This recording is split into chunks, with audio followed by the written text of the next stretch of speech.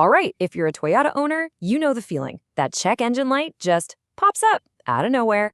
Well, today we're going to tackle one of the most common reasons why, that pesky P0440 error code. We'll figure out what it really means for your car. Yep, there it is. You're just driving along, minding your own business, and bam, that little orange engine icon lights up your dashboard. It's so frustrating, right? And your mind immediately starts racing. What's wrong? How serious is this? Is it going to be expensive? So, the code your car's computer is throwing is P0440. It stands for Evaporative Emission Control System Malfunction. I know, that sounds super technical and kind of scary. But don't worry, the core idea is actually pretty simple. All it means is your car thinks there's a leak somewhere in the system that's designed to hold on to gasoline vapors. Okay, and right off the bat, here's some good news. Unlike a lot of other check engine codes that can make you panic, this P0440 code, it usually won't make your car run poorly. You probably won't notice any difference in how it drives. And that's a huge relief.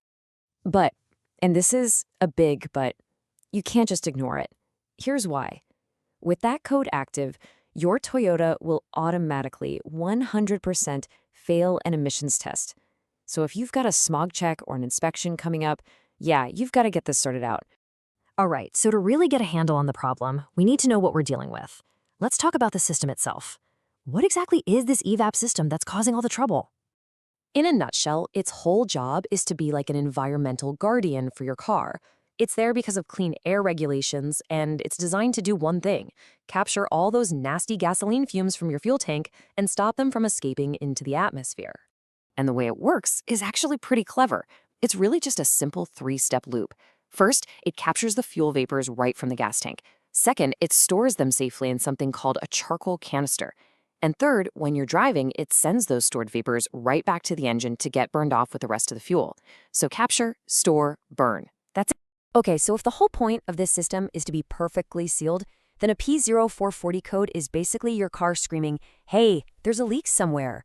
The big question is, where? Let's go through the usual suspects.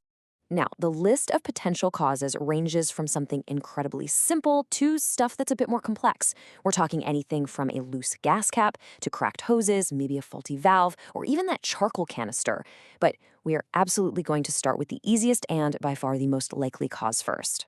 And this is the key takeaway. Seriously, the vast majority of the time, like a huge percentage of the time, this entire problem comes down to one simple, cheap part: the gas cap. So before you start worrying or thinking about expensive repairs, promise me you'll check the gas cap first. Always. All right, enough theory. Let's get our hands dirty, so to speak. I'm going to walk you through a really simple visual inspection that you can do right in your driveway. The goal? To try and pinpoint this problem yourself. So here's our game plan. We're going to follow a logical 4-step process. We'll start with the gas cap, then we'll move on to the EVAP hoses. After that, we'll check out the purge valve, and finally take a look at the charcoal canister.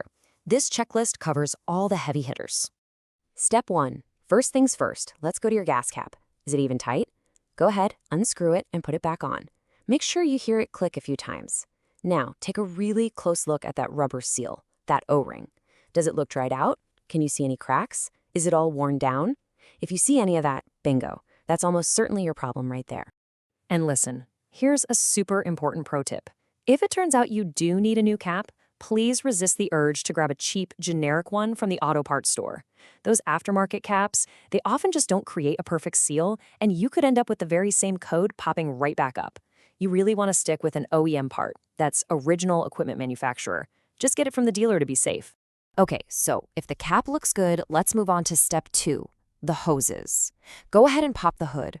You're going to look for the various rubber and plastic lines that make up the EVAP system. What you're looking for is anything that just looks old and tired, brittle with visible cracks. It's also a good idea to give them a gentle wiggle.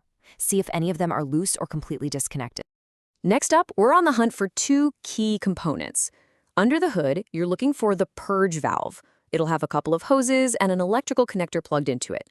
Then, you'll need to look under the car, usually near the gas tank, for the charcoal canister. It's typically just a black plastic box. For both of these, all you're doing is a quick visual check. Is everything plugged in tight?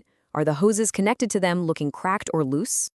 Okay, so you've done the whole visual inspection, you tightened the gas cap, maybe even replaced it, but that dang light is still on. So what now? Well, this is where things can get a little tricky if you're trying to fix it yourself. And I'm guessing this is the exact question running through your head right now. If everything looks fine, I mean, no cracked hoses, the cap is brand new, where on earth could the leak be coming from?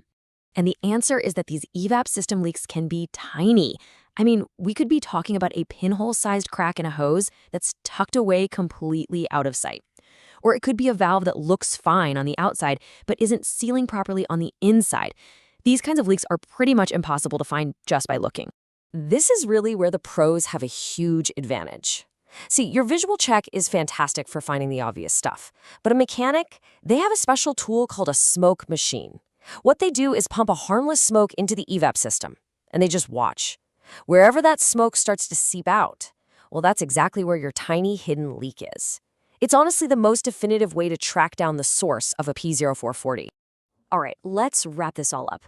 We've talked about what the code means, why it happens, and the steps you can take to start diagnosing it. So let's put it all together into one final action plan. So here it is, your final checklist, and you want to do it in this order. Number 1, always start with the gas cap. It's easy and it's the most likely fix. Number 2, do that thorough visual inspection of all the hoses and parts you can see. And finally, number 3, if you're still stuck after all that, don't just start throwing parts at it.